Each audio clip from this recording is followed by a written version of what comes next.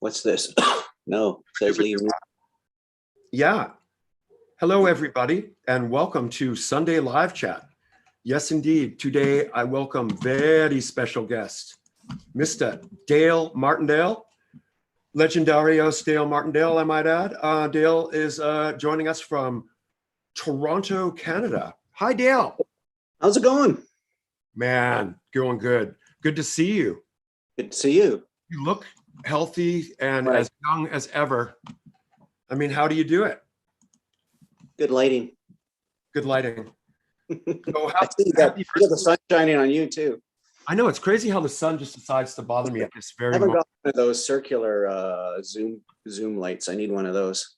I need one of those lights too, Dale. And to be 30 years younger would be good too. So I know it's weird to be sitting here at this very moment because I do believe, if I'm not mistaken, that this is your 40th year anniversary with when we met and started tinkering and making noise. yeah, it's been a while. That's for sure. Do you remember the first time that you ever got brought out to that strange warehouse out in Burnaby? I do. I remember you came up, you sat down, and the first thing I looked at you was like, God damn, he looks like David Sylvian. And I was thinking, oh boy, these guys are like real musicians here. All that gear and everything, and oh my God, I've never seen anything like it in my life. There was quite a collection. I had tickets to see Images in Vogue before I joined the band. No way. Yeah, because I was going to art school, and I was working at a fancy fish restaurant down Granville Island. I had to work that night. I had to bus tables that night. So I couldn't go. I had my ticket tucked away in a book and everything. Which gig was that? Do you remember? Was that the first? That big fashion show fiasco. The legendary fashion dance. I missed all the fights and stuff after the show. Yeah, could you have ever guessed though that like that would become a part of your history? I know. And then I got a phone call from, who was it again? Darby. What was her name? Darby. Asking her if I'd be interested in joining your band. Darby? Like, who? Kathy? Kathy Darby. Kathy Darby. Yeah. Good old Kathy Darby. Gotta love her. Good, big up to Kathy Darby. Yeah. Let's drop some names from the old school here. Yeah. Well, I remember when I first saw you, you were sitting there, and you had probably thicker glasses than I have now. I have some pretty damn thick glasses. Thank God for compressed lenses, because these would be like this thing.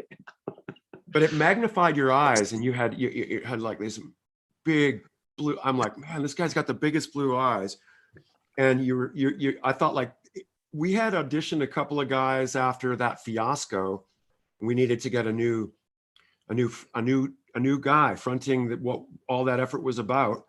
And we auditioned a couple of people that were, you could tell right away this wasn't going to work. I think one guy was even like a butcher from Safeway. But when you walked in, it was like, yeah, right away I knew. But the thing is that I don't really remember seeing you at Love Affair and those sort of places. I think someone claimed to have discovered you at Froggy's discotheque. I was at Froggy's. I think Gary saw me at Froggy's. The one time I went to Froggy's. The one and only time. Was it rare for you to go clubbing in Vancouver? Oh, no, not at all.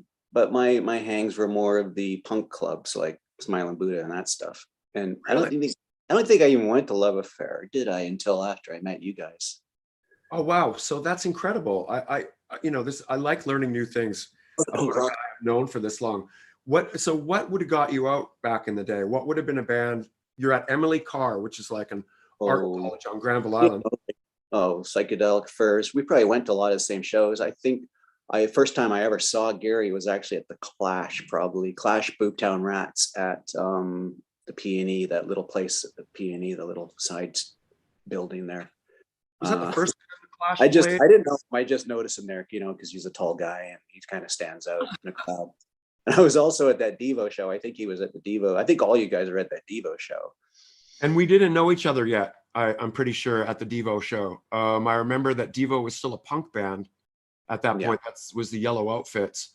Yeah. and fantastic show. I mean, I think it was like a life-changing event. Yeah. And then They started like beating up the front row or something. They got in a fight with the front row at that show.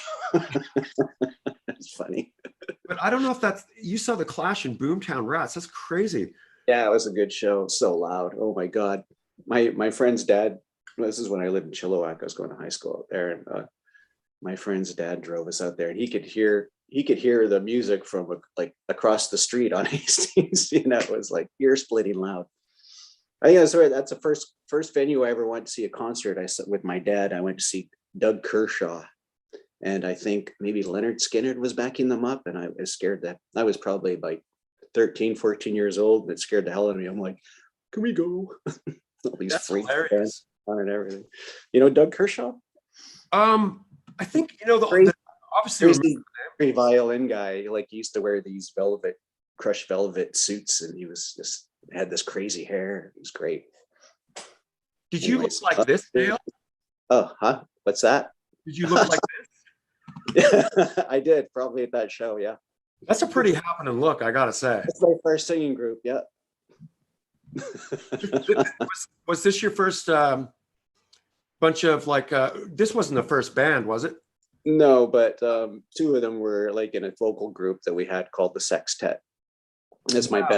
my best friend in the middle there, Rick Elway, and Barry there. He's not with us anymore, unfortunately. Oh, Yeah, it's pretty cool guy. It was a little private school I went to, and we printed up these my friend in the middle there, he printed up these t-shirts. He was into Russia. He was part Russian, and he actually went to visit Russia at that time. do you remember that was the time when the Canada-Russia series first started? Yeah. And it happened in Vancouver. And Yeah. I so happened to be selling popcorn and peanuts for the Pacific National Exhibition at that time. So I was running around, popcorn, peanuts. Well, everyone was kind of fearing that there was going to be some big outbreak of a fight or something between Canada and Russia. Yeah. It was kind of amazing times. I don't know, man. I'm kind of intrigued by your previous history a little bit. What's this?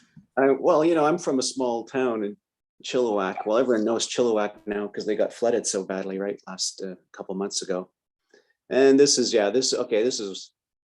pretty much the sextet we called ourselves, because we thought that was funny because it had the word sex in it, and there were 6 of us, right? And we'd like just sing talent shows at the school and stuff. We did Yesterday, which we did really well, and then one year we did In My Room, which we totally screwed up because we didn't get the harmonies. But I can sing it now. So you were already, did you see yourself heading towards music, or were you just headed towards art in general? No, the music was not on my radar at all.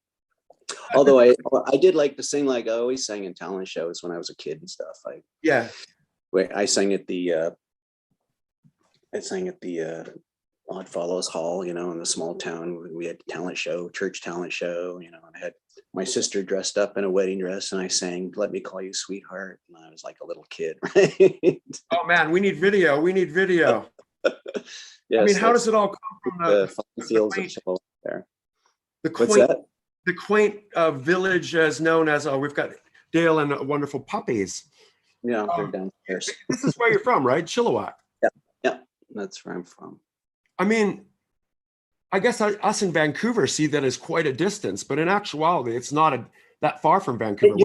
Mentally, it used to be a long ways. Now it's not. Now it's like almost part of Vancouver in a way, Yeah. The band Deer Rouge, they live out there on Cultus Lake. They live out there. Is this the river that flooded? That's part of the Fraser River. That did flood a bit. Yes. Yeah. My brother goes fishing on that river all the time. Did you have a lot of chores like out here when you were growing up? Cows, only when I went to visit my relatives in Alberta. We didn't have any cows. I didn't grow up on a farm or anything. There's one of my paintings. Yes, Dale and your lovely wife. Lovely. Been together for quite some time now. Coming up next week on 13 years. Yes. That's pretty awesome. Yeah. So, not to skip ahead here, but like growing up in Chilliwack kind of had to be I mean, do you have the thought of like, how do I get out of Chilliwack, or is it Yo, kind of like a mission? I left as soon as I could. Like, I had a car. I had a Ford Torino, and I used to go on Or the weekend. Torino? And me and my friend, we rented this house on 12th Avenue, and that's where I first met you guys. You guys came over to that house, and What? yeah, yeah, and Stella was there, and Oh, I was I don't think I was there. I first met maybe you you were. when I you was came like, to Imagine Vogue are coming, Universal, I thought. and she's No? like, what? Do you So do you remember if I was there, or am I just forgetting? I don't think you were. I don't think you were. I think it was Gary and Don and maybe Joe. Yeah, I think so too. And they sat on, and I But was like, holy you shit, were these. saying, that when you entered and you came and we all met, you must have been, yeah, semi overwhelmed by the amount of equipment that Yeah. everybody had, because that Mhm. was kind And of how like, good musicians everyone was. And like, well, from to my mind, they were, because I've never, I sang in a high school band.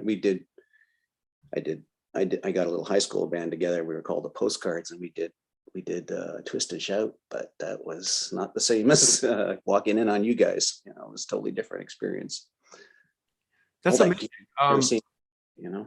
I guess we all like had, in some ways, like we were gearing up for what was coming, and we didn't actually realize what was coming. Because, for me too, I was like in basement bands and kind of in Yeah. what I considered to be like a rock band or a punk band and so on, and nothing serious. And then No. all of a sudden I met Gary, and it's sort of similar to you, getting kind of like swooped into this energy.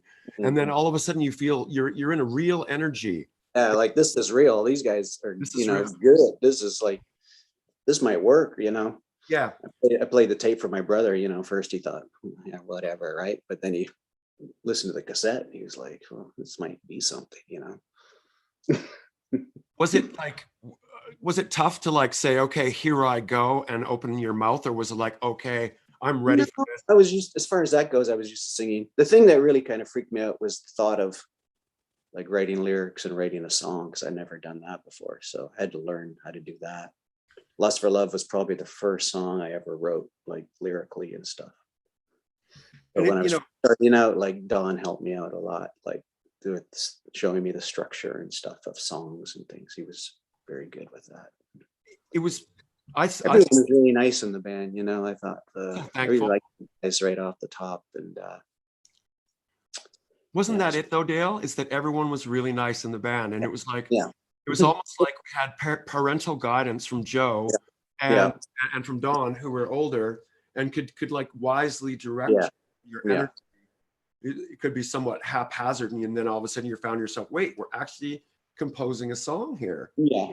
Unfortunately, I'm a bit of I was, a young sort of self-absorbed youngster. I probably knew it all and all that. So I probably wasn't as nice as I could have been sometimes, but So I think like, right away, I think we had people come in and sing Anxiety Reaction, one of our earliest songs. And that'd be something that we'd learn. And was that the first song you remember doing with us? that was one of the early ones. Welcome to Sorrow, Worlds of Noise, which is an impossible song to sing. Oh, forget it. It's even hard to play. It was the only song we ever wrote in 7/4. I still don't think I could sing that. Worlds of Noise. I got no rhythm as it is. 7/4. Yeah, good idea. Yeah, no, it was tough, but I'm trying to think like, okay, do you remember the date of when that was that you came and made that? How much longer before your first gig was? February 22nd, 19. Like a year or something like that. I'm really bad at dates. Really? It was probably like a year or months, probably only months or a year. It wasn't that long. Yeah, Joe would know for sure here. We did Pharaohs.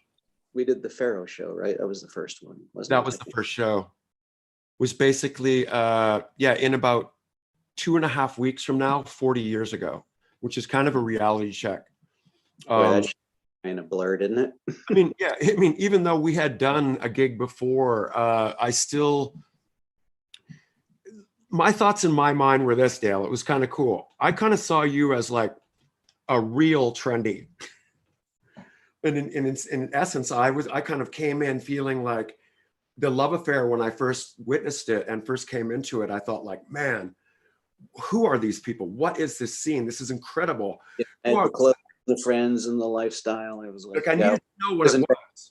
I had this deep interest for, for say Judith Style. I can mention that name, Judith. We all remember Judith was yeah, probably one of the first goths that I swear I ever saw.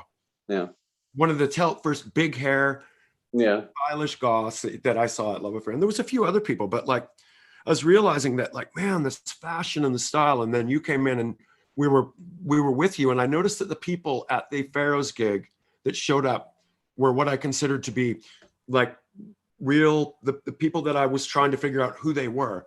The people that I saw at Love Affair that were coming from Emily Carr and everything. So for me, it was quite mystical. And what was it like for you to come in? Did it feel half as mystical as it was for a Safeway cashier? Yeah, it was all pretty new to me, like being in a band for one thing. It was a lot of fun. That was the most fun, just those first few years, I think, just getting the band off the ground and getting together. It was tough, but and it was like worried. I'd be worried sick before every gig. I used to get a cold, some kind of weird cold, it seemed, before every gig because I was so Yeah. up in my head about it and everything, like, cause this was like totally new to me. Right. And wasn't like, oh, we'll just try this band out and there'll be like 8 people there or whatever. Right. We'll just have fun. Oh no, every show's like 300 people there. Right. It's like, there you go, kid. It was nice.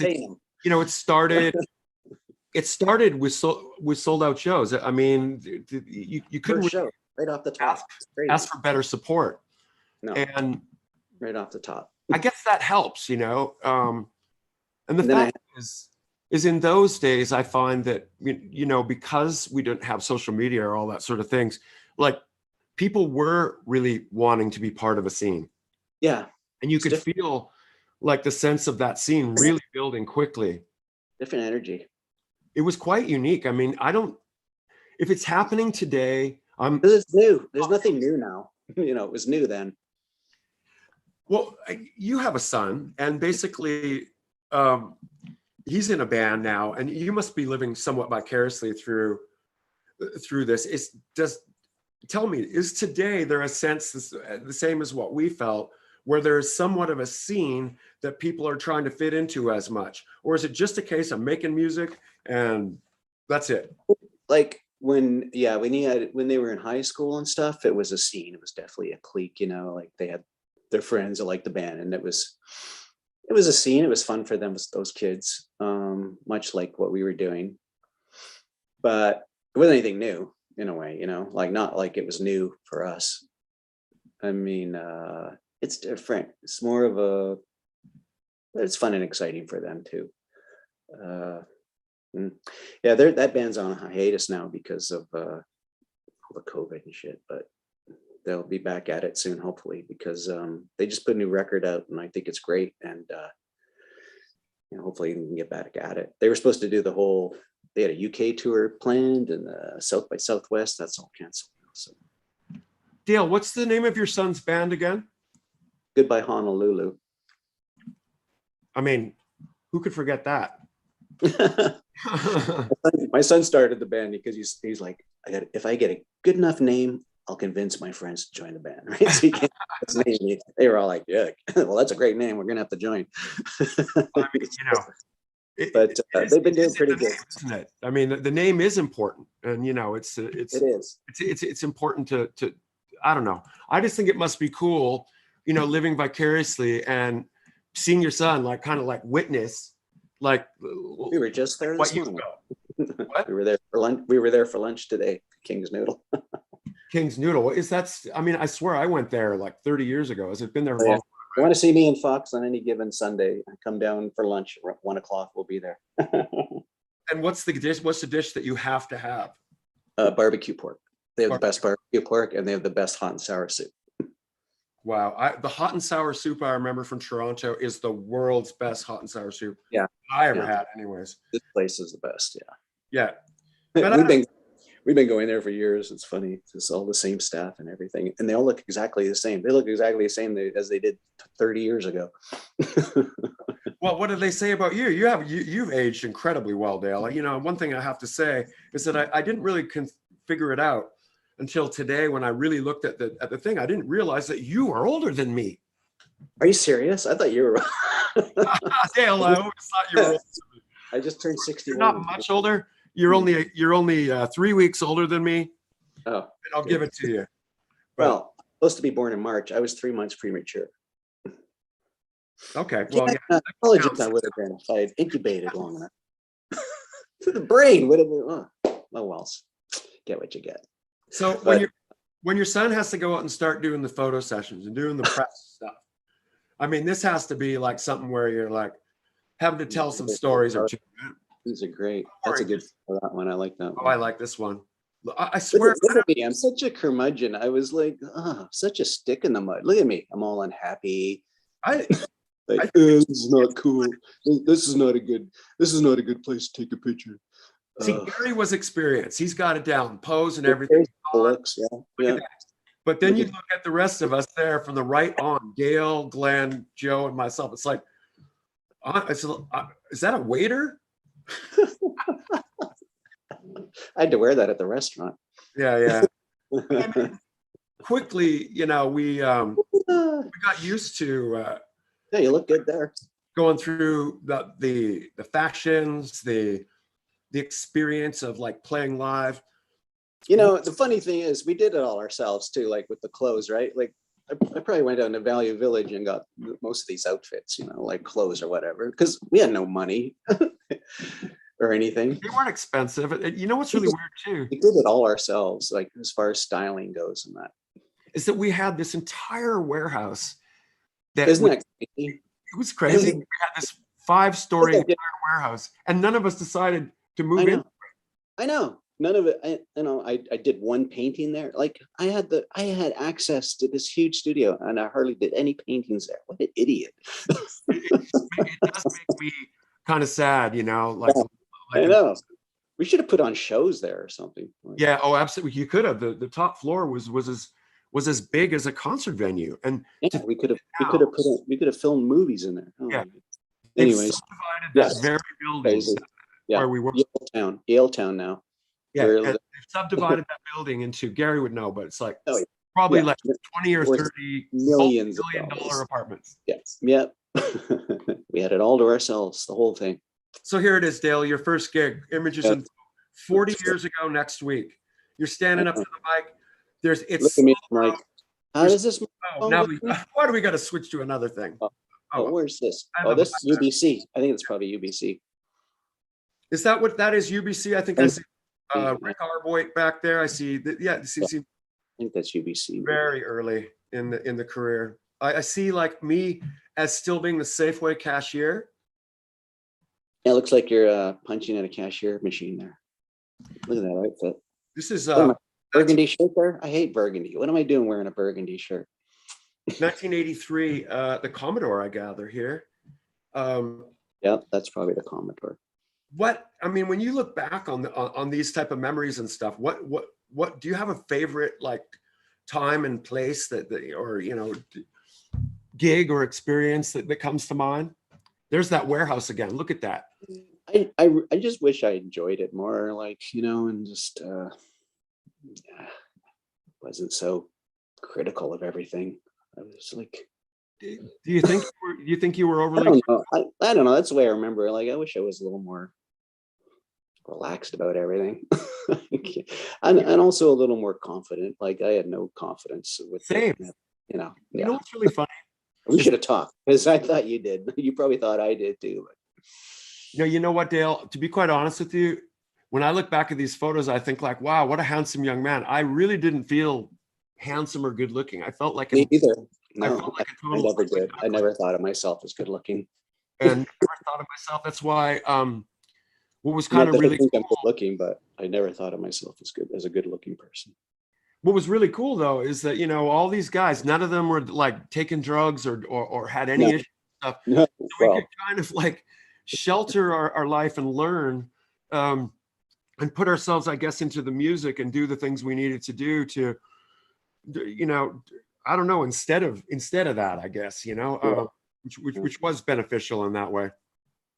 Yeah, it It's kept really us out of funny. trouble a little bit, but what's Can't, this? The Academy Awards? you can't really That's see this here, but we a have such, great, great picture. Looks like big hair, Dale. Mark Holmes and Bev. Gary, me, or Gary, you, or you're, I think you're here.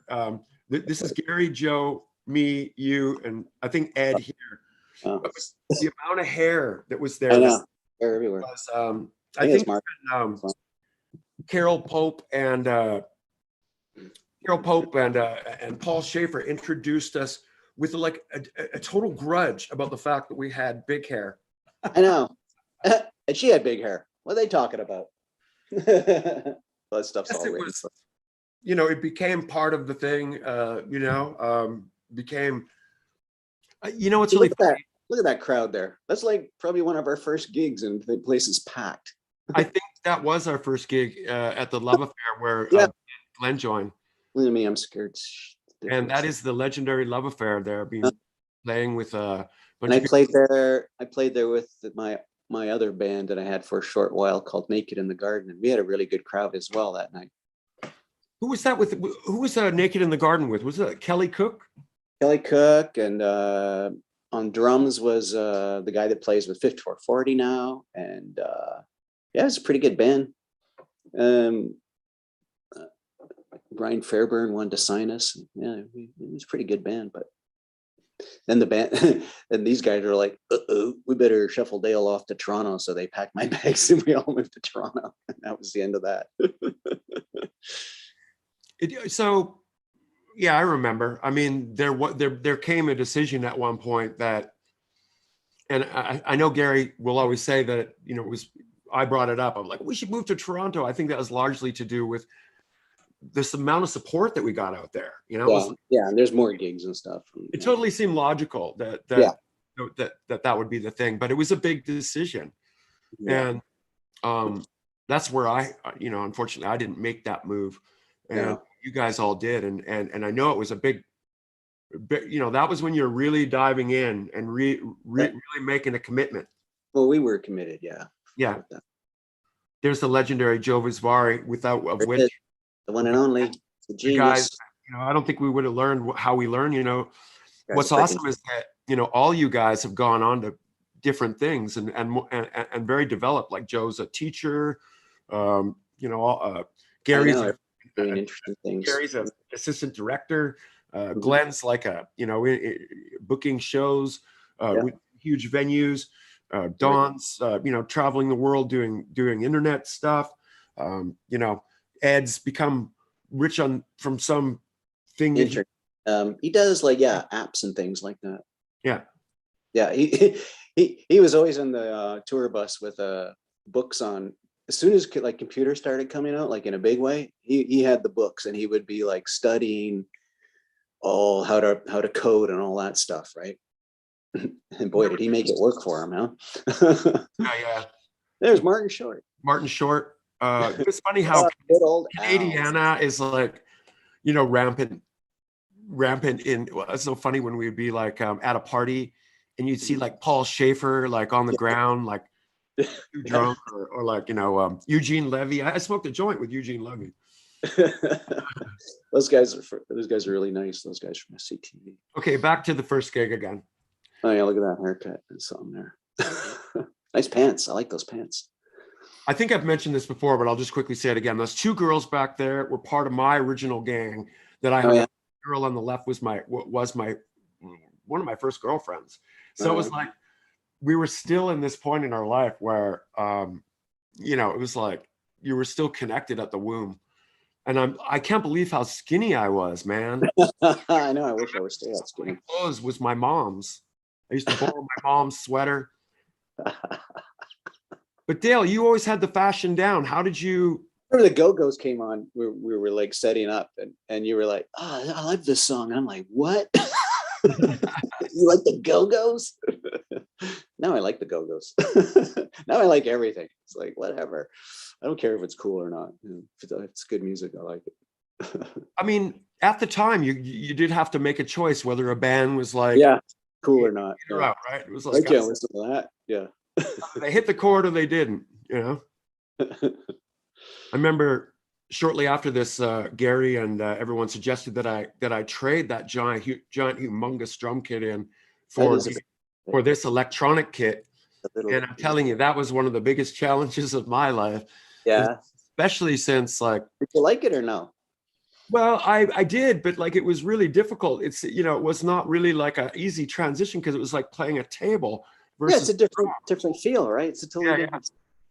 And it was new technology as well. So it was like you never Yeah. knew if it was going to Yeah. break, it was going to Yeah. work. Or, but Oh my God, the problems we used to have with gear. Oh my God, thanks God we had Joe, because man, when we went on the road, I mean, he's spending hours before every show looping this, fixing that. Oh, it's incredible. was it so? But this was the days before in-ears and stuff He had like some that. great photos, man. Oh, I love that Cat Abbott shirt you used to wear. That's a great photo. Yeah, Yeah, I painted that shirt. yeah. Yeah. I think you painted one for me too that I wish I still had. I don't know where it went, but you did, you know, this was in the times before in-ears and stuff like that. And plus Yeah. that, you were dealing with guys that had, well, in the case of me, oh God, I had the loudest monitors. Yeah. And We were out on stage. that must have been challenging to It like was loud. Yeah. work with like, you know, balancing out how to, you know, how to do it. Yeah. Shepherd. I mean, in reality, do you not think that Chris Shepherd really like helps spur a lot of excitement for like the scene, Yeah. Toronto. Yeah. for what we were, you know, where we were hoping to head? Yeah. I almost felt like he, you know, help, I don't know, pave the path for, you know, our, you know, where we were headed. Because like at this point, you know, we've done pretty much everything we can do in Vancouver, I think. Yeah. And Yeah. it started to play against. Yeah. Here's the Cat Abbott shirt.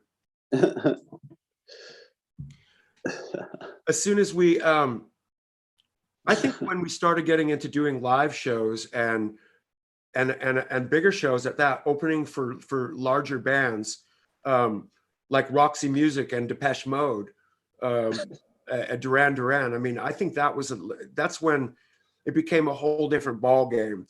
And then of course touring, especially, I think this was our first tour here, and we were on probably one of the most challenging buses of all time. Worst tour bus of all time, probably. Yeah, it wasn't the best. No. I don't have my pictures organized in perfect order today. We're back to a bit of Shepherd there, but Yeah. the bus. Look at that. It was the classic. Can you make it through this tour? That ogre is that Dale? Who is that? That's you, brother. We had the same hairdresser, right? Maybe you guys were coming from the same hairdresser at that point. Yeah. Yeah, we had the same hairdresser. Ogre told me I was like a big influence on his style. I don't doubt it. You had fantastic hair, and you know, I think like, look at that bus. Oh my God. I mean, look at that bus. I'm telling you, that's someone showed me that today, I'd be running away. Oh my God. You know what I mean? But we still managed to tour and to put on fairly decent shows. Yeah, well, shows are always good. Yeah. I didn't wear black lipstick anymore. There you go. Oh my God. But I did have the biggest, most stupidest fucking light a lighter for that hair. Come on. Had every can of hairspray in the building. Oh yeah. Glenn had it down. Gary too, man. Look Glenn at was when was a smart guy. we all started headed straight up. Yeah. Closer to God. I don't know. I do have to say though, Dale, that you know, as time goes on, like you know, at the time when you're performing and you're making stuff like this, you're kind of, you don't really know exactly. No, you don't know what's going on. You don't know what's going on. It's just, you're just doing. You have no idea where it's going to land. Yeah. But it's not like so much where it's headed. You don't even know how it's actually being perceived fully. Exactly. And you know, in some ways that doesn't really matter. But as I look back on it, I'm glad that I really like what I hear. Like it's like it's not like I look back and cringe. I think I said to Yeah. Gary, Cringe, right? Actually, now that I listen to the stuff, like performing it now, like when we play every 6 months, I actually like the music more now. You know, at the time I was always critical of this or that. And I know, so were you, and every you know, but you step back a bit, and you know, hindsight's 2020, right? So yeah, you look at that. fully realize the genius of Joe Visvari when the years pass. Yeah, that's some good hair. Yeah. There's a rare picture right there of how it was all done. What are all these people doing? I think that's the concert hall. I see Stephen Gilmore. I see Bobby. I see Stephen Gilmore's son. And Really? Yeah, that's It looks Marcus. It looks like a Masonic temple dressing room. Marcus. This is Stephen Gilmore here. Yeah, good old Stephen. Must be lovely. Yeah, what would happen is the hair would get sort of like crisped up into a hairspray and a crimping iron, and then it would be back combed after that. Yeah, no. Of course, the recipe for everyone's hair, I think, was similar. Yeah, that's how you do it. I don't know, man. Yeah, I agree with you though. When I look back on it, Dale, everything is better now than it seemed then. Like for me, like for instance, when you guys are playing now, you're performing, like your vocals sound. I think like you've got like, I don't know if it's like I'm way more confident with my voice now. You enjoy singing it more, or no, I'm a much better singer now than I was. Yeah. This was the first tour group there. Yeah, there's our bus driver. Yeah, this is the legendary Greg Reilly. Of course, he's quite the producer. No girls allowed on the bus. This is a tour bus, not a whore bus. This is Al Nelson, R.I.P. Al. Yeah, Al, rest in peace, Al. You know what else is amazing? This guy ever. Everyone from the band, and even no matter which band you talk, which bunch of guys, we're all still alive. Yep, except nobody's Al. died. Nobody's passed. I know. That means that we can all do like, you know, we could theoretically still play. Yeah, well, we should. We should write some new songs. What we should do. There's Long John Baldry. Long John Baldry, and this is where Joe. He looks so different there. That doesn't even look like Joe. That's because like Joe's about like 15. No, really. Gary, I know, isn't even 20 yet in this picture, I'm sure. And I'm sure, I think Dale, me and you must have been probably 20 or 21 at this point. Yeah, funny. My son's age. I think, yeah. And this was, I think the first, was it not the first shows we did out of town? Yeah, no. Calgary, Edmonton. We almost died on the way there though, but. Oh yeah. We've got all those stories, man. I don't know. Sometimes I see some pictures like this and I see myself and I don't even recognize myself. There I am in a suit. And you're in a suit. Yeah, that's not such a good look. Do you still have that suit? That's not even a good suit. No, I don't. No, I don't. I'm thinking more like the tie. Is that a clip-on tie? No, that's a real tie. I never looked at that. Don looks pretty dapper there though. Don always seemingly, you know, well, of course, Don, I think Don was the oldest, right? Yeah. Don always looked good. I think Don was like 9 years older than you or I. He's a hell of a musician, that guy. Yeah, and you know, he oh my God. Amazing. The Paul Schaefer with some guy with like some crazy looking hair. Dale, you always look good when you had your hair done. That's an Andrew McNaughton photo. I love that picture. Andrew McNaughton, rest in peace as well. Oh, really? Yep. Pretty big photographer, actually. You know, he did a lot of Rush stuff, and he started his career kind of on us and some other local bands, but he really took off. Yeah, unfortunately, he died a year or two ago. Only the good die young, man. He's great. Yeah. I mean, are we in hell, or I don't know? We're stuck in life. I don't know. Dale, just before one of my favorite moments of all time has to be the Casby Show. The Casby Show.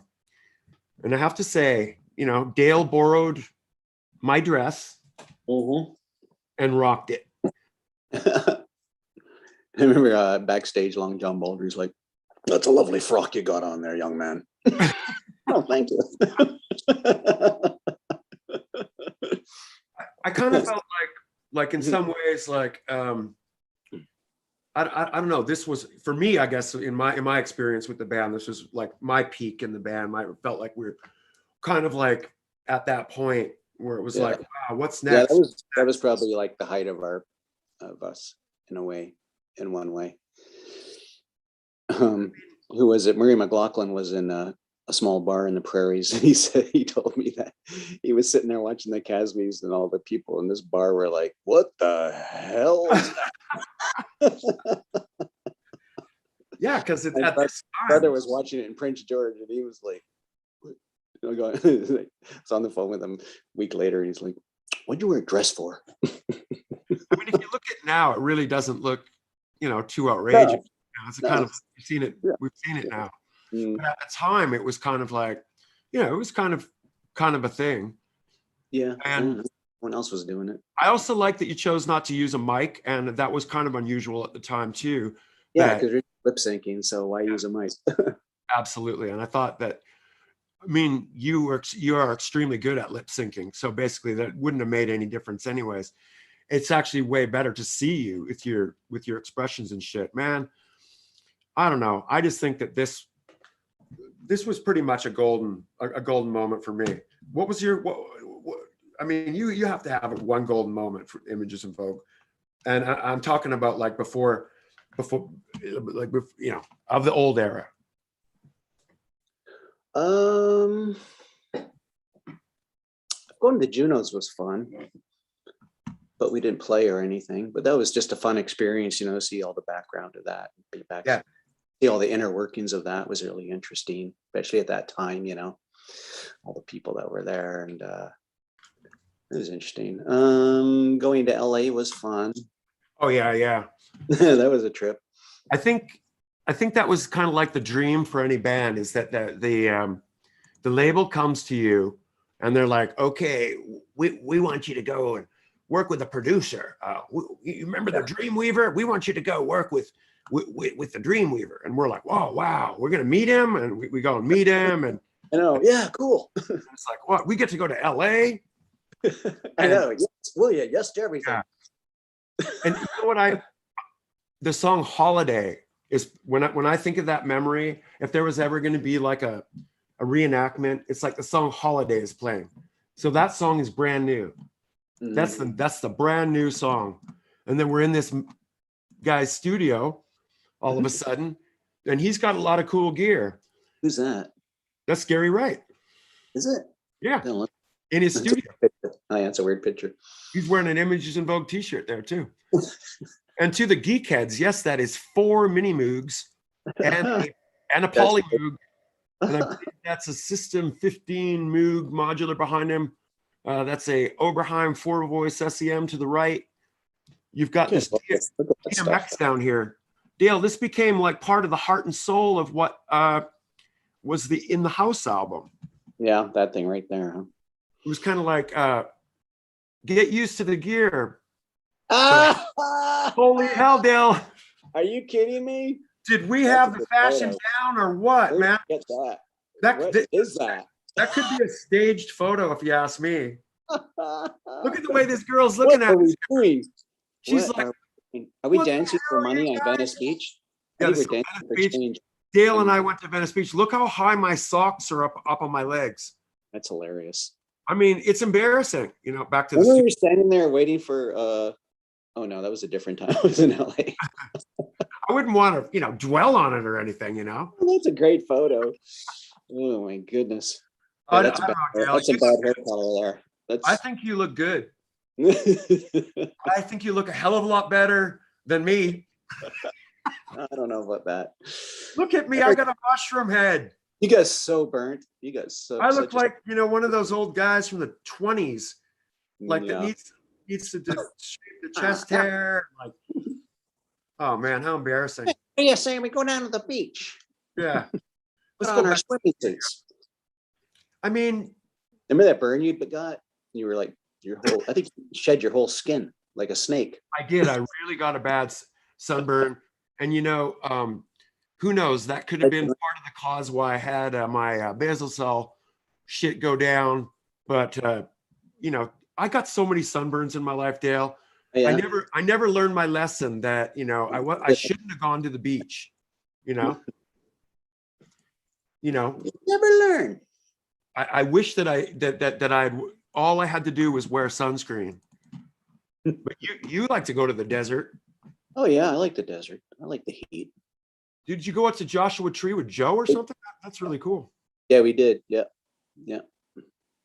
I got a lot of use out of that shirt, didn't I? You know what? I had never been to the Joshua Tree until a couple of years ago when one of my friends moved there. And you can hear your heart beating. Yeah, oh yeah, and I was blown away. I actually said to myself, why hadn't I been here before? No, it's cool. When I'm going to do now a thing where I'm going to show you something and you tell me what your memory is, okay? Your first thought. Okay? Okay, like psychoanalysis. Yeah. I wish my hair wasn't so coiffed. Is that a Mickey Mouse watch? I like the Mickey Mouse watch. Yeah. Yeah. And I'm not crazy about my little pose there, but I was probably told to do it. It was a nice sweater, though. It's good. I was a good boy back then. I'd do whatever people told me. Put your hands up like this. Okay. Dale, just be thankful you're not like, wearing something that you're just like, oh no, like that about me. No, like the cover of my 69 Duster album. What do you mean? You got a 69 Duster album cover that you're not happy with? Yeah, I'm not crazy with the sunglasses I'm wearing on that cover. So that's just life. Let's get to that's one of your new bands, but I'm still want to touch base. What about this?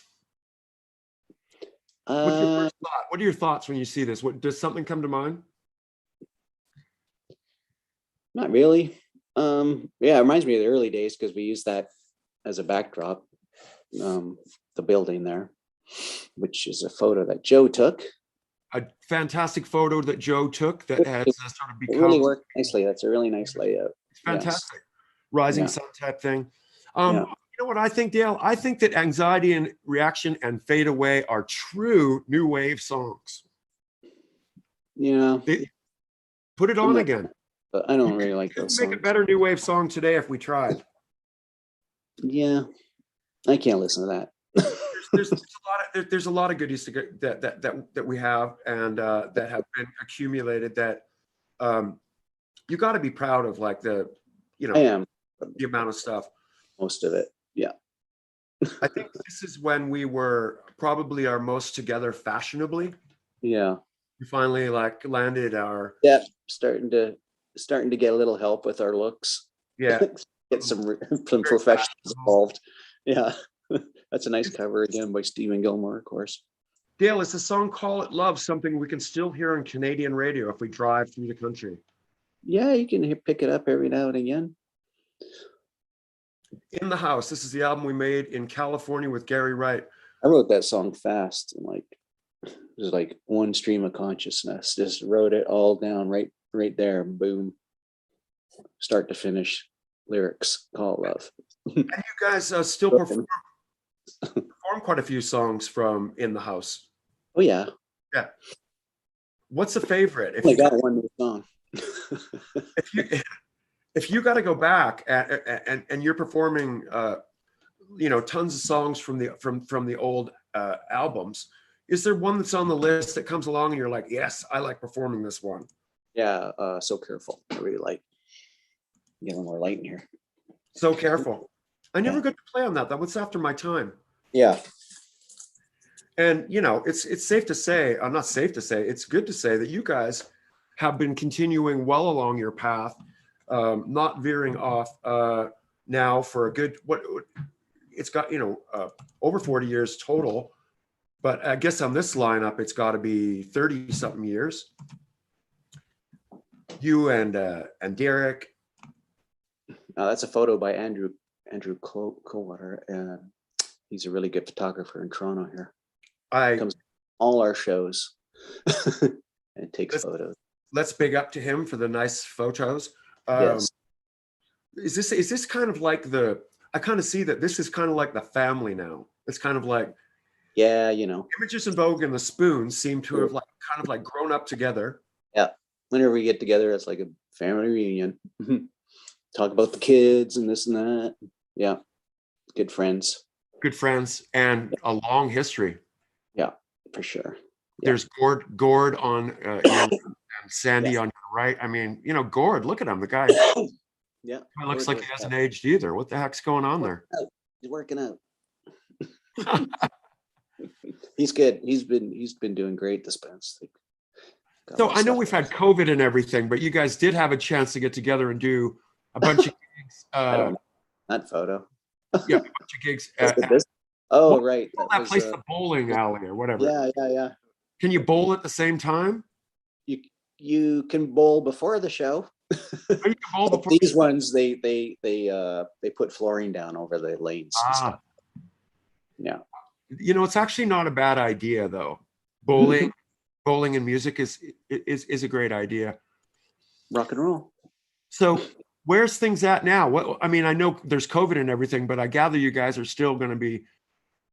Didn't you guys cancel a gig just pre the COVID shutdown thing? A bunch of gigs. Yeah, we did cancel a couple things. Yeah, then I started up a Bowie thing I was doing, and that got all canceled. Yeah.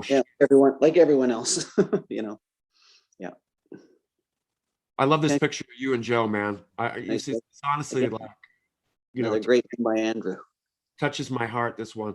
Joe said such a thing to me last time we played live before we went on stage. Tell us about the Bowie thing. How is that? How is that you? Is it with the same guys or different guys? No, it's with Tim and Sean. Sean I had with 6ix9ine Duster, and Tim who plays with us in IIV sometimes, and Jen on bass. She's amazing, and Tim on drums was really good. But we only played like 2 shows before COVID. We played one show. It was really, really fun. It was like off the charts. We were all like, wow, what just happened? That was such a good show. And the next one was okay, but it wasn't the same as the first one. It was good, but it wasn't. The first one was like, whoa. Yeah. But yeah, I don't know. I don't think we'll bother with it again. Can we just pick up? I've got new music I want to do. I've got like 20 or 30 songs that I'm ready to record and release once I get in the studio with them. So that's what I want to focus on. Can I just pick up here the Images in Vogue fans? Yeah, this guy. I mean, come on. That guy with the white shirt, man. He's funny. He's very enthusiastic, that boy. Dale, you forwarded me a couple of demos that I thought were really, really nice. Yeah, like that's my new stuff. Yeah. Excuse me. I don't cough. So what is the name of the new project and what are the details of that? That's probably just going to be called Dale Martindale. Yeah. But yeah, really looking forward to getting it out. Just have to get some money together and get in the studio, but we'll see. So they're all home recordings right now, but I don't know. It's not good enough to put out that way. I got to produce it better, mix it better. What's the scope look like for how you're going to record it? Do you have a plan for how you'd like to track it, who you'd like to work with? Yeah, well, there's a producer that worked with this band in Toronto called 416. That's quite good. He's out in Guelph, and I'd like to get out and just like take a week and just record it. Boom, you know, a week, just do it. Is that a place that you're comfortable recording in, or is it you've been there before with these No, guys? I've never been to that studio before, but I'd just like to get in there and do it, get it over with, get it out. Because now I'm going over to my friend's Brian's place and we record stuff. But we need to take it to the next level. So you're demo recording them first, and then demos, yeah. Like what I sent you was rough demo. I really like the sound. I think I told you that it sounds very mature. So I mean, I was getting images of you know, like the things that we've got to witness through times, like Brian Ferry, or David Bowie, for that matter. I mean, definitely a very mature sounding couple of songs you sent me. I'm anxious to see where it goes. Yeah, I'd like to get that done. I don't know, man. I'm also anxious to hear about anything that you guys do with the crew here. This is like not new images, the images that are continuing. Yeah, every now and again. Every now and again. But COVID puts a stop to everything, man. It's just, yeah, it would be nice to record some more songs with images too. But I think that that would be like, it's kind of in order, even though it's kind of weird that I hate to have that feeling where it seems like today's music has become so redundant unless it's going to have some sort of integrity of some kind or some sort of like reason. So I would hope that, if like that would happen, like say even with me with Skinny Puppy, anything, it's like when if you're gonna make a new recording, that there'd be a reason and not just be like some not just repeat of old methods and stuff like that. Yeah. Yeah, it's a time thing too, right? Like everyone's busy doing stuff now and we're all spread out so much. It's tough to get together. It's very costly for us to get together to play, You guys are all over the place. You got Joe in Vancouver. You've got you out there in Toronto. Got a bunch of gig posters here going over time, running over the 40 years of like, it's just 40 years I was in a band called. Hey man, what the hell? We always said we'd never be 60 doing this. Quite clearly that my hair was very high. That's my the rock music experience, man. For me, it was like, yeah, that was fun. I mean, it's kind of like that experience where it's like, I was very sick for that one. Like you can feel like the hands coming behind you on the back and pushing you out on stage, and then you get out there and it's like your underwear is showing, and you're like, oh. Yeah. And I had to play for that show. Remember? Yeah. You had a pants, your pants broke or something. That was a Depeche Mode. This one I was so sick I could barely get out of the bus. It was like, oh my god, having to perform. Show must go on, man. Still going. Croaking away. I could not even sing. I was like, Rrr. Was that in Edmonton or Vancouver? Very mature. 2 shows with Roxy Music. Which one was that? I think I was sick for both of them. Oh my god, poor guy. I know. I found it to be, let's throw the kids in the deep end of the pool and teach them how to swim that way. Yeah, that was cool seeing Brian Ferry sing up close though, night after night. And the band was so amazing too. Like watching them sound check and watching them do their thing. It was really inspiring. So I don't know. It's funny how when we do these things, how much inspiration we're getting from them at this point in our life. Crazy, huh? Mm. Long John Baldry. Wow, dancing at Scandals. That must have been a real event. What is the photo that goes with this? What is that? This? Oh yeah, dancing at Scandals. Well, I guess that's featuring reggae, ska. I guess that's the next guy coming up. And new rock and roll. That's Kenny Brown. Maybe that's Kenny Brown or the Militants or something. But what a bill! Long John Baldry and Images in Vogue. I don't know. That's just all in the basement of some small club. Yeah, it was crazy. What more do you want? I think this is one of Stephen Gilmore's first things. Yeah, the Duran Duran shows, man. Yeah, I don't know. Yeah, it's too bad we could have done more with them. I have one memory of it where I'm walking off stage and for some reason I'm by myself. I don't know where you guys are. And I'm walking down the hall and that whole gang of Duran Duran is like walking up the hall towards me. Yeah. And it was like this movie. It's like, I just like, oh my God.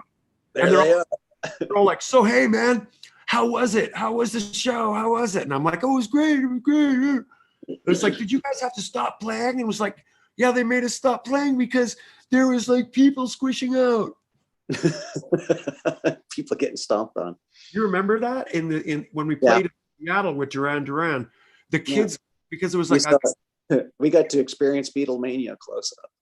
Beatlemania, but when we hit the stage and they're like, wait, we can't see them. So Yeah. everybody was trying to like run towards the stage, and you know, it was like, I always remember this show with Depeche Mode at the Commodore as being the show where we were backstage, and I remember that we were such a fan of Depeche Mode that we were singing the songs like so loud that it was almost like it almost seemed like we could have been backup vocalists.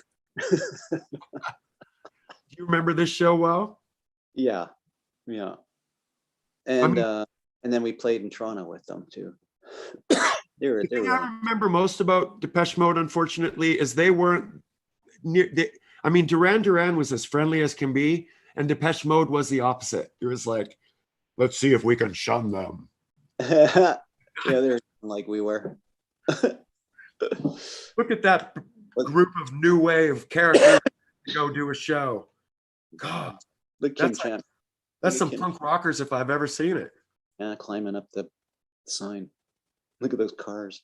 Big up to Kim Clock Champness up here in the picture. Big up Kim. We got the boys from Vancouver here tonight. How much was that? Oh, we don't have a ticket price on there, guys. Sorry. Duran of Images of Vogue. I'm going to say it was probably $15. Probably. Oh, yeah. The only show my parents ever came out to see. I remember that Brain Eater Grapes of Wrath show. That was fun. You know, Brain Eater, always fun to play with, man. It was always like, is Images in Vogue underground or is Images in Vogue commercial? I always felt that when we played with Brain Eater that we got like more alternative. Yeah, we got the alternative cred. We got more weird. John Oliver's high school. Yeah. The good old days when they had bands in high school. Look at this, Dale. Lucifers, this week only. Frank Splat. Yeah, there's a band name, Frank Splat. Featuring Darlene Weeb. Only at Lucifer's in hell. I have to see Frank Splat with Darlene Weeb. You got to be kidding me. Club Soda, yeah. Mm-hmm. Yeah, that was the tour. The last tour I was able to partake with you guys. It was with that crazy tour bus, and I must say, you know, it lives on. It's probably one of the reasons why you wanted to leave the band. I didn't get myself a better tour bus than this one. Look at that. It was $5 or $7 at the door to go see Images in Vogue. Break the bank, break the bank. Get your advance tickets. Yeah. I don't know, man. The one thing that is for sure is that, like, you know, we learned a lot the hard way from having to do all the things we've had to do. And I don't know, man, you know, I've witnessed like the things that I've witnessed, especially with you and everything. You know, you can't forget it. Who could forget seeing Dale Martindale rocking the crowd? Then I remember that show. I saw then and now. Someone threw a dime on stage. Well, look at that! Crouch down even lower than I used to. You still get it. Still lean. Dale, come on! Look at that. The back's still working. Look at that though, Dale. Anyway, it's crazy. One thing to note in each picture, the girls are there. The girls are there, and the girls. That's all that matters. Even though we've always considered ourselves not so attractive, the girls always seemingly did. It's the music, you know. That's what gets them. I always liked the time in Toronto when you became the talk show host. Oh yeah, Switchback. What was that like? I mean, that was another learning experience. I mean, as you can tell, I'm probably the worst interview ever, right? So it's like, what? I'm gonna interview people? I suck at interviews. I was on there though. I was on that show. Yes, we had you on. The great thing about that show, I could have all these great bands on. I had Breeding Ground on, Blue Rodeo, which, you know, it's a kid's show. They would have never had those bands on. Skinny Puppy. I think I had Chris Shepherd on. I had all these other alternative, and the kids loved it, right? The kids all knew the bands and stuff. They loved it. When I came out, I was just blown away. I was like, damn, Dale, like, it's like the kids are just loving it, and it just seemed like everything was fantastic, and truly in some ways, you have become a bit of a household name out in Toronto. Yeah. People know who you are. Yeah. There Look I at am this. there. You're on this famous mural here. It kind of depicts I guess, are you, Dale, are you a true Torontonian now? Yeah, I've been here so long, Yeah. I love Ontario. It's What is it? the beauty in Ontario is not as obvious as it is in Vancouver. You got Vancouver's like a breasty woman pushing her boobs in your face, whereas Ontario is like, a classy woman who just sort of lets you discover her beauty. Wow, I have never heard that analogy before, and I Because you really, really have to look for it a little more here. And fortunately, I live close to Caledon, so it's very beautiful out here. But I like it here. I always feel a little claustrophobic when I go out west now, yeah. the mountains and stuff. But I love BC. I'd love to live back, and I would love to live back in Chilliwack eventually, but who knows? Is that where you'd go? Is Chilliwack if you went back there? Yeah. I love it. That's when I was on your show. Sorry for the blurry picture, folks. Yeah, no. I miss the snow skiing. Snow skiing sucks out here. I can only, so true. What was it about Ontario that really was the moment where you came up with that analogy? Because I think that's fantastic. I don't know. I think it's just got a gradual thing. The more you live here, the more you appreciate it. You mean there wasn't one thing that happened where you were like, that's it? No. In some ways, I would love to be back in BC.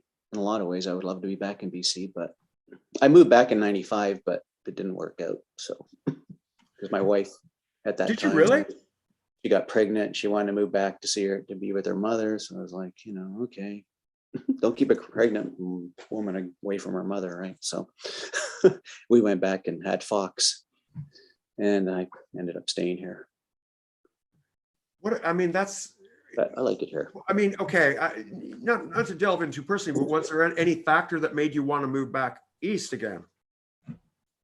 Was it the rain? Other than that, no. No, it wasn't weather. It was just. No. Yeah. You saw the busty cleavage being thrown in your face again, and just no. Hey, once you know, it's like the beauty of Ontario is not as obvious as BC is. Yeah, but the thing is that it's a tough go in BC now, though, with all the forest fires and the heat. Oh my God, yeah. Like, every time you turn around, there's something going on I think Ontario is probably the safest place to be now, it's weather-wise, right? Well, you never hear about it, so because we don't have it. Yeah, we're not getting the extreme weather like you are in BC and like in LA, like with the fires and stuff. Well. I gathered that, when you're out there and you're feeling the winter time or that was the only thing that really got me down, that you can still be creative. And are you still painting? Yeah, actually, I got some paintings here. Actually, there's one behind me there. Oh, here, let's see that one. Let's see, Dale. Yeah, there's a. I got my pajamas on. Hang on. Oh, nice. Painting. This one I'm still kind of working on. This is one of the newer ones. No. So. What type of paints do you use? Acrylic, because I paint in the house and it's not smelly like oil's really smelly. Oil's the better paint, but unless you have a studio outside your house, it's too stinky. So. And you're painting in the house. Oh yeah. Well, you got to have one of those exhaust fans, the exhaust steelies. Yeah. But I like to work in oil, but yeah. I always liked that painting is just impressionists. Sort of.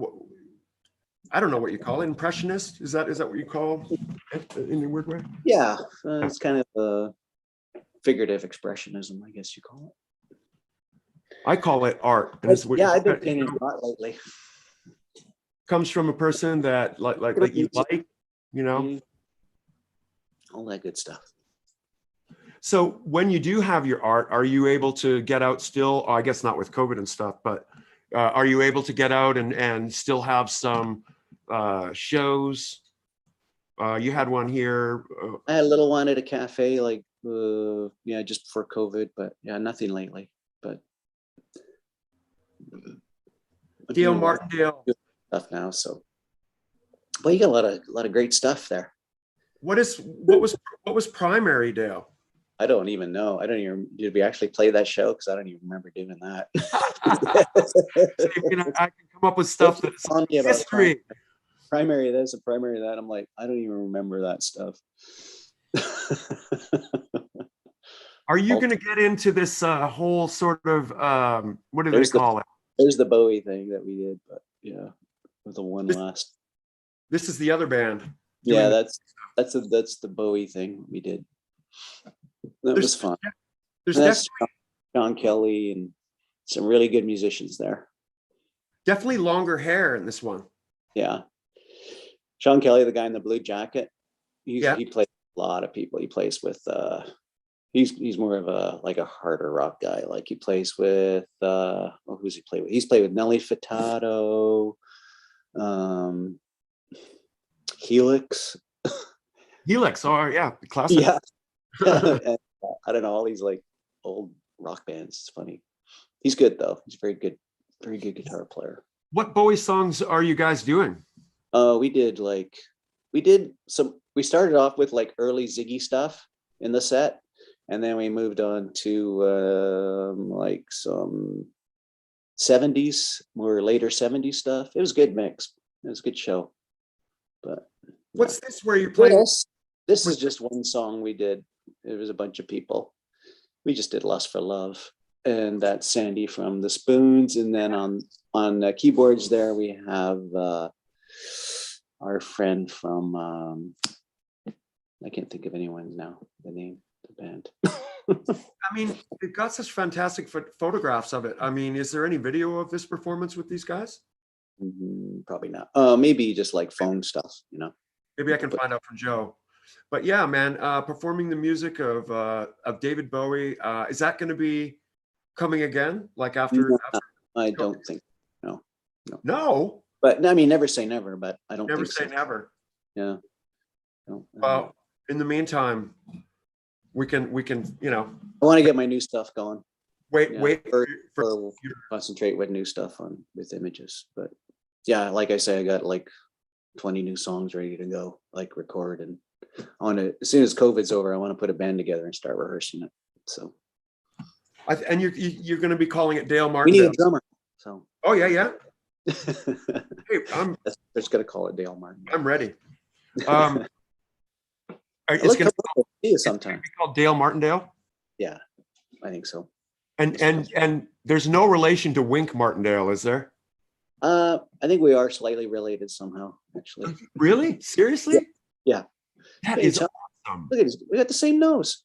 You do have some. We have a picture of Wink Martindale. You know, big up to Wink Martindale, dude, because like Wink is cool. You were prepared. Oh, come on. I'm doing it. I mean, Dale, talking to you is easy, you know? It really is.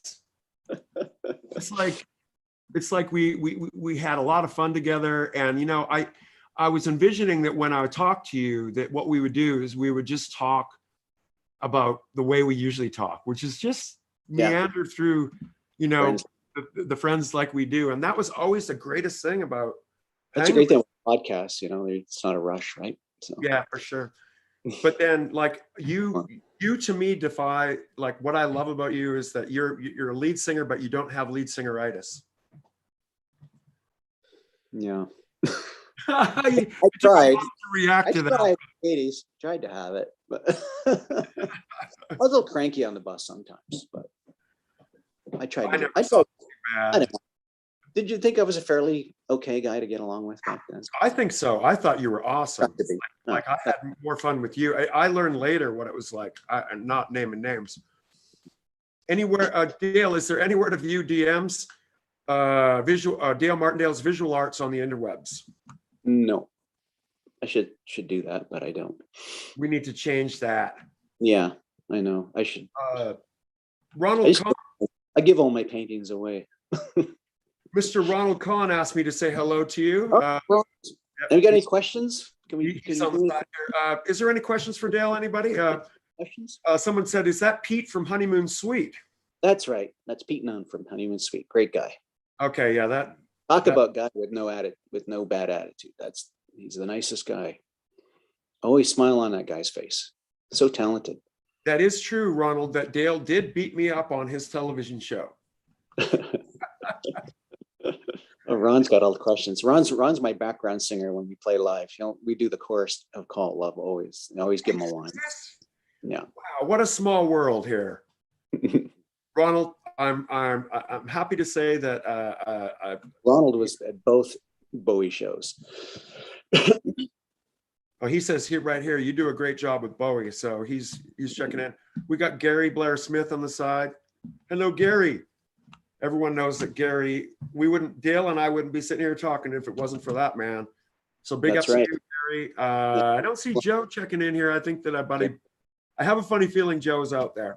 So big up to you, Joe. And then, hey, let's big up everybody. Let's big up all the guys. No questions? Any more questions? Well, for now, everyone says your paintings are rad. Oh, that's Keep on with that. Let's hear the new material. As soon as you're finished with this new material, Dale, let me know and I will put the word out as to where people can hear it and what it is and stuff. Because I don't know. I think it's definitely worth happening. Gary Blair Smith says, "What is the origin of the cat rabbit?" Cat Abbott. I'm not even sure where Cat Abbott came from. It's like something to do with a hat. I'm not too sure what it is. But yeah, man. It's just a little doodle I drew one day and he really liked it. So once again, your son, his band, what's the name of the band again? One more time. Goodbye Honolulu. Check it out. Goodbye Honolulu. Goodbye Honolulu. They have a video for a song called Over and Over. It's really good. They all sing in the band. They all have their own videos where they're featured as singers and stuff. But that one, my son is featured in. So your son plays the guitar in the band? He plays guitar. Yeah. Hey, I know how to play guitar now. Can you believe that? Are you serious? Yeah, I've been learning guitar. I got a Gibson Les Paul. Oh, that's awesome. Good. That's great news, man. I mean, I guess that's the thing. You can't really let your son learn guitar and you sit there and going, God damn, how's he doing that? Learn guitar. Yeah. Once he picked it up, I'm like, shit, I better learn guitar. Did you ever pick up synthesizers as a result of being around so many of them? No. No, they just never. We had a keyboard in the house for a while, but we sold it. Here's looking weird. We've got a question. How long does it take to finish a painting? And do you try other mediums like charcoal or pastels? Yeah, charcoals and pastels. And the time varies from months to years to hours. So depends on the painting. Depends on how you're feeling. Depends on the painting, yeah. Do you do anything else to keep yourself inspired and staying in shape? Do you jog or are you in one of those guys? No, or you're a biker, aren't you? I bike, yeah, I road bike. Bicycle. Road bike, like the Tour de France type bikes, those bikes. The skinny ones? Yeah. Tires, yeah, that's what I ride. Where do you ride in Toronto? I always found that to be a big challenge. Up in Caledon here. Up in Caledon. I'll go up for like 60, 80 kilometers. But I was running, but my knees and I have plantar fasciitis. It sucks when you turn 60 because your body just starts falling apart. It's crazy. Tell me about it. It's like, what? Yeah, but you try to stay healthy. Well, it's, you look great. I think, girls will still go crazy for you. And Ronald Kahn is pointing out that you will be playing, Images in Vogue will be playing with Strange Advance May 13th at the El Macombo. Right. Is that gig on, Dale? That gig's on. That gig is on, folks. So where can people get the tickets? I was in Kensington Market today with my son looking for something to wear for it. That's awesome. Well, that is around the corner. I just hope that everything normalizes more quicker than sooner here. Because Yeah, I think, another 3 or 4 weeks will be good. we can handle another 3 or 4 weeks. Yeah. Yeah. Those truckers need to calm down. It's going to be over. Relax. It's almost over. Someone Go says, home. Harris says, you don't look 60 at all. It's because we're not 60. It's in your imagination, right? It's all in the head. Age is a funny thing. My mother is like 93 and she's like, I'm like, it must be weird being that old, because you don't think like you're 93. You have like a 93 brain, right? You think like with your 30, 40-year-old brain, right? Like you're stuck in this body, right? It's a weird, like you're trapped inside this old body. It's weird because your brain doesn't change, right? That's amazing that your mom's still with us at 93. Is your pop still with us too? Yeah, oh yeah, he's good. He's about the same age, but he drives around. He's got his garden and stuff. I got to call them tonight. So they're good. Yeah, that's amazing. I mean, there's nothing better than having your family you can go check in on still. That's the thing I miss most in life. Yeah. My mom and dad have been gone some Long 30 time. years, man. And it's like, it's just, Yeah. that's the thing that I notice when people talk. It's like, what? Your mom's still here? Oh, Yeah, she's 90 something. To be like, wow, that's incredible. Maybe it's Chilliwack. Something in the water. It could be, brother. It could be.